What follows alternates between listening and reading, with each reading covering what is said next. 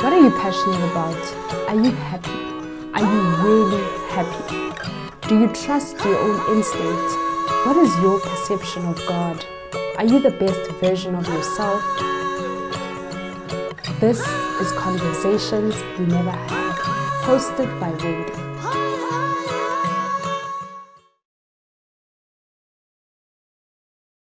So, your name is Vusumuzi Ndima. That's my real name. That's your real name. And people know you as Bob the Stylist. Bob the Stylist, Bob 2000, Murapapojo. Stylist. Like, there's so many. Yeah. But your real name is Vusumuzi. What does that name rather mean to you? It's more like a guide. Basically, Vusumuzi. If you break it in two, Vusa. Vus is to awaken. Vusumuzi, so the awaken abantu abalele, or awaken, or vusabant in terms of rebuilding the house. Yeah. So I tend to believe that's my quest in this space right now, in this material plane, to awaken those who are around me, abagiti. So that I think that's my role in life. And so when you say abagini, can you elaborate a little bit further? Family, ancestral lineage, those who have departed from this material realm. So to awaken them, maybe conscientize them, seek light. That's how I see it. It's that on a spiritual plane, to awaken those who are who are sleeping. Right, and we'll be sleeping, will be less informed. So acquire knowledge is light, right? So I could share with them those who've departed, who reside within me, and I think it's very beautiful that you attach your name into your purpose, because that's basically what you're saying. Your purpose is to awaken people, is to awaken your family, those around you, and to allow the people that have passed to live through you. That is so beautiful. And how and when did you come into that realization of saying, this is my name? Because my name is Timsile, and I've never really attached my name into who I am fundamentally. So as to when, I'm not really sure, but I know it was during my mid-20s. So at the age of 21, I consciously took a decision of finding who am I. I started asking myself, why am I here? Why do I exist? Is there a purpose? That's the conscious decision that I took at the age of 21. So throughout that journey, went to Christianity, obviously, like most black people, most South Africans, we were Christians. So I started going to church, from one church to another. I denounced Christianity, then I moved to Buddhism, from Buddhism to Krishna consciousness, just exploring. And right now I'm in a space where I want to understand who I am, or who God is, but from an African context, from an African point of view. So that has been my journey of understanding who I am and understanding God. And what was happening in your life? Because I know we go through things, like you said, but there must have been something that was happening in your life that you got into that space. Where were you at the age of 21? Like, which space were you in for you to dive into spirituality, religion, and really bounce from one church to another? It was just purely seeking. I think it's just the natural curiosity. But however, hip-hop played a pivotal role. Hip-hop played a vital role in my life. The guys that I listened to at that time, I got introduced to Common, and there was an album that Common titled One Day It All Makes Sense. It's such a spiritual album, and from certain tracks like Retrospect for Life, God, G-O-D, defining God, defining your own definition of who God is. Then I started thinking, like,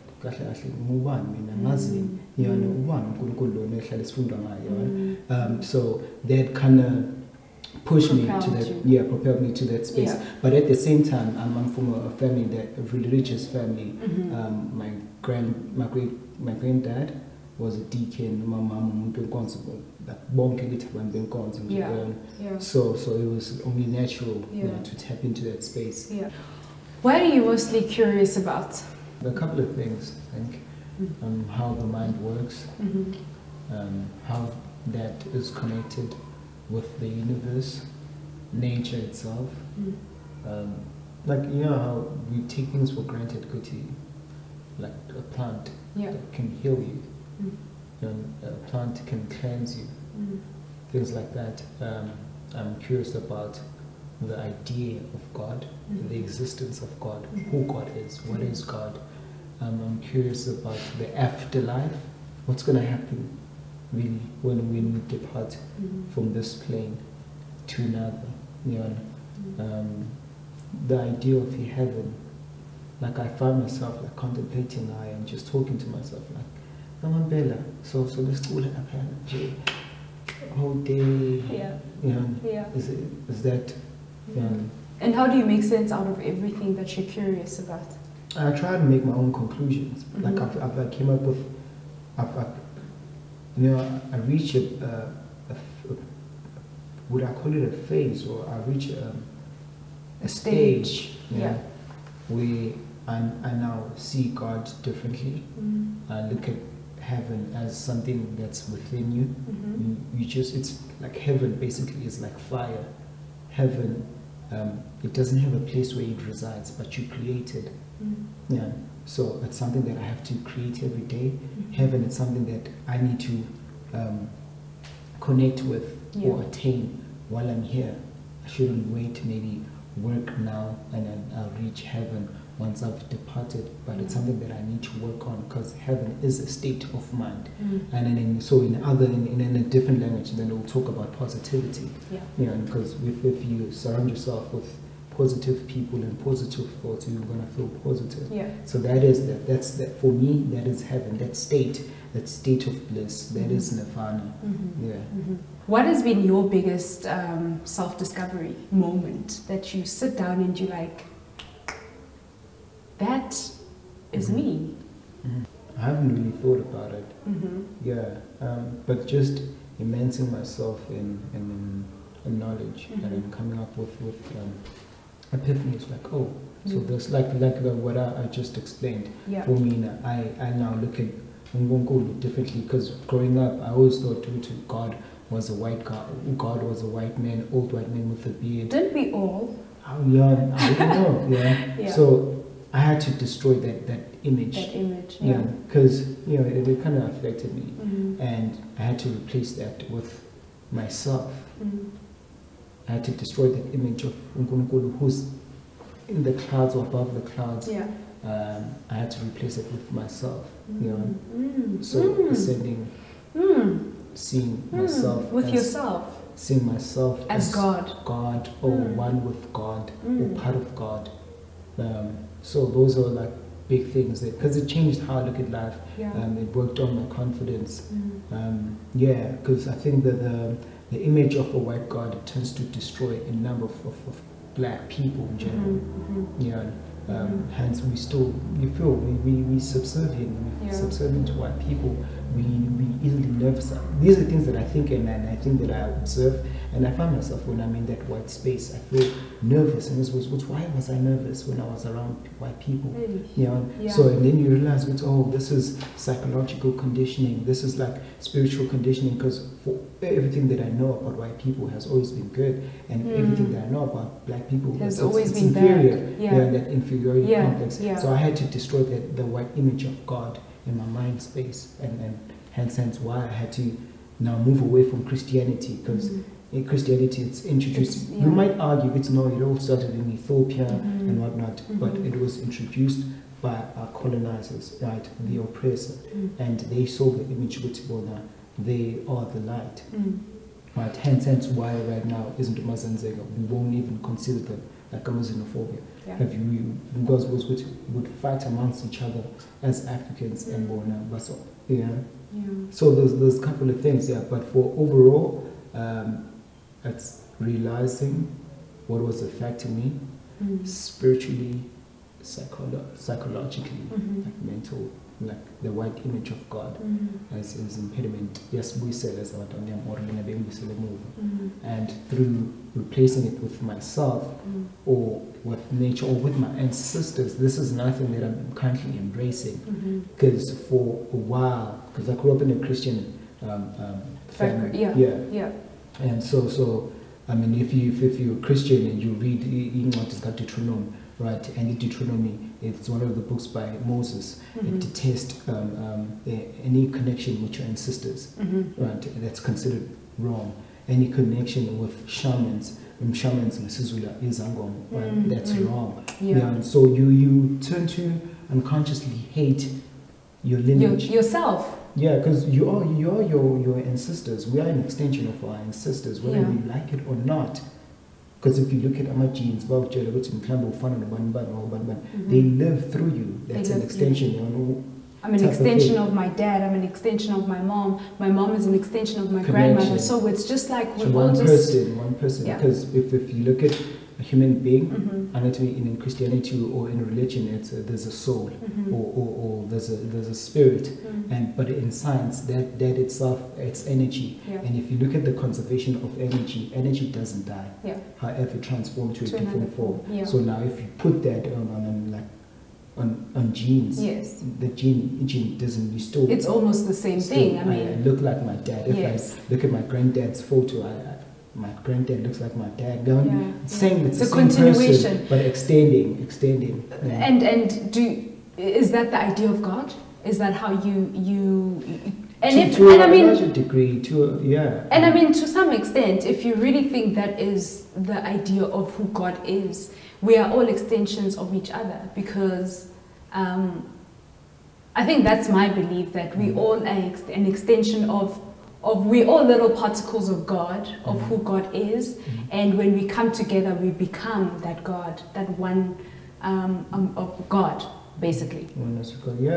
And not negating nature as well. Like, it's not just man, but there's a line that one guy once said, man is an extension of the universe realizing itself. Man is the extension of the universe realizing itself. It's all unison in day one, but it's just in different form. But we need to consider nature as well. Hence, the human mind is a reflection of the universe at the same time. And you can look at things that have been created. Damn! Why do I feel like I'm not following? Please, can you just repeat that again? The mind. The mind is a reflection of the world or the universe. The mind mirrors the universe. Okay. The human mind mirrors the universe. Okay. So everything that's outside is within, and all that's within is outside. Those are my findings. May not be true, but those are my findings. Yeah, it's your truth. And if you had an opportunity to write a letter to your mom, what would you say? What would you include in that letter? It will be a short letter. Okay. Yeah, I don't really believe in words. Okay. Yeah. But izanzo, I think izanzo is balekile. Then I'd say ngiyabonga mamgo ngongenzele kona. Right? However, I believe izanzo, they speak loud, actions speak louder than words. Yeah, I have to show her what do I mean, yeah, show appreciation, do things for her, that will hit home. Yeah. How do you center your emotions? It's not easy. Try meditation now and then. Okay. I run. But music. Thank God for music. Amen. Music is everything. Yeah. I pray. Yeah. Go to the mountain. Yeah. After a jog, just to cleanse all the negative thoughts that I have for myself. Because the mind is such a tricky thing. You can just you can incarcerate yourself. Your thoughts will put you in prison. And your thoughts will just oppress you. And then detaching and listening to music or just going to the mountain, it kind of ease off, yeah, and then like no man, all of that will pass. All that you're thinking is not really real. Yeah. Remember, like Erica Badu says, you don't have to believe everything that you think. You've been programmed. So I feel like me too twice, certain thoughts have been channeled, like enough negativity. With now that you're not gonna make it. Who you think you are? What you wanna rap? You wanna be a stylist? Do you have accreditations? Do you have certificates? Do you have those kind of things? Like, do you think that you can do it? Do you think that you're better? Then I sit down, like after I'm like, hey man, let me just do it. Let me just do it. Yeah, and obviously books. I have self-help books. They help me a lot, and I try to surround myself with people that know, who are connected with themselves. That know far more than I am, or who just connected with themselves, and just conversing with them or engaging now. I tend to deal. So reading, music, running, watching documentaries, meditating. Praying. And sleeping helps as well. What is the one thing that you really cannot forget in your life that has really brought pain? Emotional pain. So one of the things that I've realized, of what I've learned throughout my journey, all the hardships are necessary. No, definitely. Calamities and adversities, they're necessary for one to grow. Just look at Muntu Chimai doing push-ups. That's painful, but that person will gain something.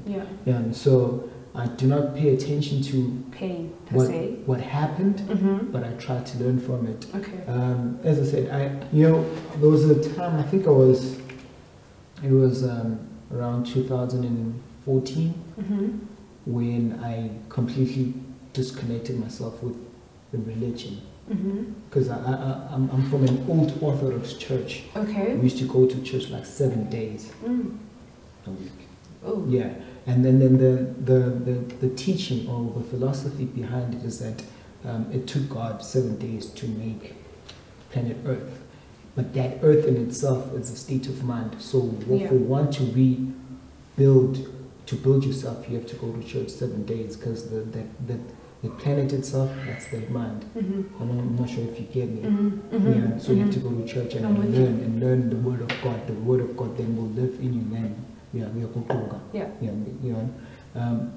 then I realized, and then it hit me too. The people that I used to put in high regard in life, they did they did something that because I was in a novice phase. Within the church? And that kind of like destroyed everything. And I felt, that's when I went down, like I felt like my world, because I was not really into this Ndima, like Imani. For me, it was like, that's secondary. I mean, we're going to live it here. And Ndima is to attain enlightenment and go to heaven, man. And grow. When that happened, like kind of that foundation, that building that was there, kind of crumbled, and I saw myself like floating in a dark space, and it hit me for a while, because I'd see myself, like I'd get vision and see myself like in a dark space, and I felt like I was lost, until I realized that when you're out of space, ilanga, lukhan, and you can't ever want to maybe now I need to start radiating ikanya for me, like planets, they reflect. I need one of my planets. They reflect the light and whatnot. But for a while, I saw myself in that dark space. I couldn't see any direction. And mainly Mars and I couldn't just do this into properly. But after getting an epiphany with, oh shit, I could be the sun. And I'm not being blessed with I'm the sun or but you realized it within yourself. The light. Okay, look within. Yes, you're in the dark space, but look within. With all that you have now, project in Bokan, Vusumuzi. There's God, there's ancestors. Do they work together? Interconnected. If I am God, or if God is within me, it means it's within my ancestors. Or if now Gomanje, let's say I have a kid. When I depart, I'm going to protect the kid, even if I won't be here, my spirit. Because that's the energy that doesn't die, right? This physical this flesh will go to the ground, but my who I am won't die. It can't die. God can't die. But does the spirit live amongst the people that are still alive? Like, how do you make sense out of that? Yeah, we live in do we coexist? Like, I think we coexist. Some will call it a parallel universe, a parallel world. Yeah. Yeah. They're here. We walk with them all the time. I think. Earlier on, you touched on your purpose. Are you living your purpose? In some obscure way, yes, I am. Okay. Trying to live a purposeful life. Okay. Having a life with purpose. But I look more towards it right now. Hence, I feel there's certain things that I've done. Yeah. Just to grow as an individual, as a brand. I've done that, but there are certain things that I am working on that will fulfill me, that will be more connected with my purpose. Because my purpose is outside me achieving things, but it's at least fulfillment, helping others to pursue or reach their dreams. That I think that's more purposeful. Okay. And then bringing information, maybe sharing or teaching. That's part of my purpose as well. So I try to do these things through fashion. I normally use fashion as a medium to teach or share my stories. Yeah. And what is your biggest fear? I've always wanted to ask you this question. Yeah. Hey man, biggest fear will be like anyone else. It's failing. Failing. And things that I said I wanted to do. That was my biggest fear. Not being able to. Yeah, failing, going back home, that's my fear. Not being able to support my family. Yeah, that will be like biggest thing if I can't support my family. Yeah. So yeah. I mean, we are authors of our own stories, of our own books, and we write the story ourselves. I think your story is very beautiful, and your mind and your mindset and where you're traveling at is beautiful and life-changing to sit down with you and have a one-on-one on conversations that we don't really have on a daily. And these are important conversations, really. This is who we really are, and we don't pay attention to that. Thank you so much for sitting down with me and sharing your time. I value you. I value your story. And good luck. Good luck with everything. Keep inside, deep in our souls, and make us who we are. On the pain, things that bring us down, the darkness and the night that we carry. Conversations